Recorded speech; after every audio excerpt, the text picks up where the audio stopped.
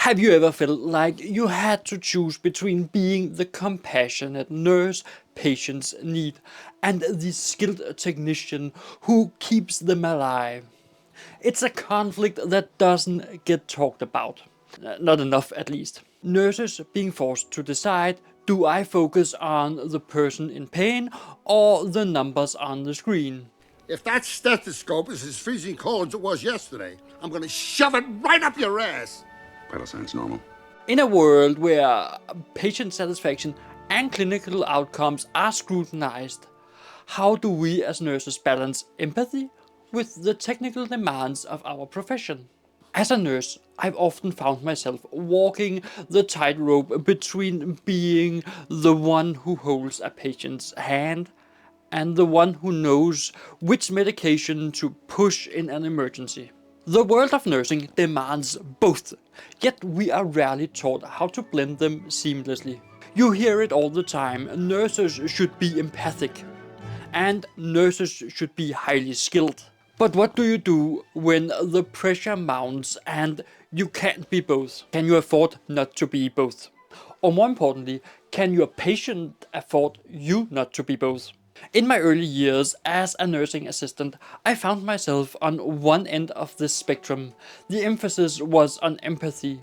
I would spend time with patients, listen to their worries, and try to comfort them as best I could. I thought that was what nursing was, being there for people.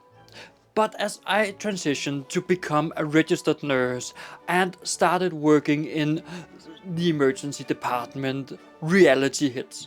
Technical competency became the priority. The stakes were higher. I realized that empathy alone wasn't going to stop a heart attack or manage a patient with multiple traumas. But then, could I become so focused on the technical skills that I risked losing touch with the human element of care? And the dilemma isn't just mine alone. It's a universal nursing experience. You've likely been in a similar situation, standing in front of a patient who is scared, confused, or maybe even in pain, while simultaneously you need to focus on getting their vital signs stabilized, medication administered, or an IV inserted. The question always lingers: which part of you do you lean into? The empathic caregiver or the highly skilled professional? Do I have to choose? Let's take a situation from the emergency department where I currently work. Picture this: a young man comes in after a car accident. He's scared, disorientated, in pain, and his family is frantically trying to get answers. At the moment, empathy tells you to sit down next to him, hold his hand, reassure him, and explain everything that's happening in simple terms. But technical skills demand that you quickly assess the extent of his injuries, start an IV line, and ensure that he is prepped for imaging. The moment is overwhelming, and it's easy to feel like you are sacrificing one thing for another. But are you really doing that? What I've learned over the years is that empathy and technical skills doesn't have to be at odds. They can and should coexist. The challenge is learning how to fuse them in real time. And let me be honest, I didn't get it right away. There were moments where I missed cues, where my focus on the technical aspect of care caused me to overlook a patient's emotional state. I remember one case vividly. A patient came in with chest pain. All my focus was on ruling out a myocardial infarct. It wasn't until later that I realized I never once asked him how he was feeling emotionally or addressed his fear about what might happen next. That's when it hit me. Technical proficiency is vital, but so is the human connection. And if you ignore one for the other, you miss the essence of what nursing truly is. But here is the secret that no one tells you. You don't have to choose. Balancing empathy with technical skills is not an either-or proposition. It's a dance. And like any dance, it requires practice. You start by being present in the moment. Whether you are inserting an IV, running a code, or explaining a procedure. Being present allows you to respond to both the emotional and the physical needs of your patients. It's your job. You can do it. One key strategy I've developed is incorporating empathic communication into technical tasks.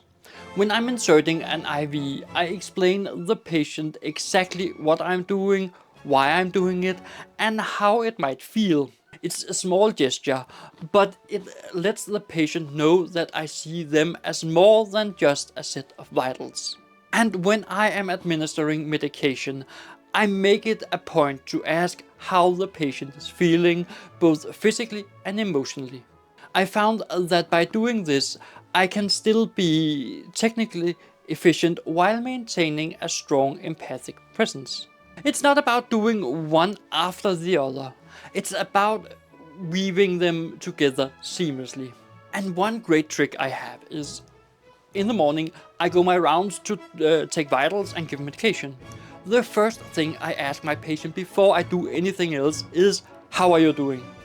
Because when I do that as the first thing and don't focus on measuring their vitals, don't focus on giving them medication, that is what they remember.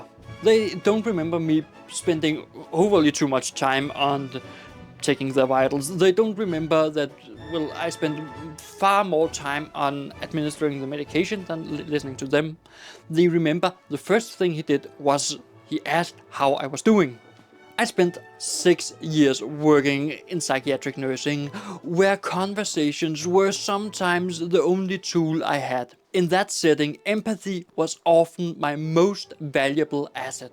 However, knowing when to administer medication or recognizing the clinical signs of deteriorating mental state was just as critical. I learned that empathy alone wasn't enough, but neither were my technical skills on their own. Both were needed, constantly playing off each other. In moments of high pressure where clinical outcomes matters most, it's tempting to think empathy takes a backseat. But I've seen firsthand that the most skilled nurses are often the ones who can deliver technically flawless care while making their patients feel seen and heard. I think back to one of the most intense cases I handled in the emergency department. A multi-trauma case, a young woman who had been in a severe accident. The trauma team was focused on stabilizing her injury, but she was terrified. I had to be both. The nurse who was swift and precise in care, and the one who took a few seconds to look her in the eyes and say, I am here, you are going to be okay. And truth be told, I haven't seen any doctors do that where I have been yet. So if you have any good doctor story about a doctor being good at this, leave it in the comment. Also, if you have a nurse that is so specially good at this, shout out in the comments. It is those small moments of connections that bridges the gap between technical skills and empathy. And that's what patients remember. I've had patients tell me years later that while they don't remember the clinical detail of their care, they remember how they felt. They remember whether or not their nurse made them feel safe, understood, and valued. You don't have to be one or the other.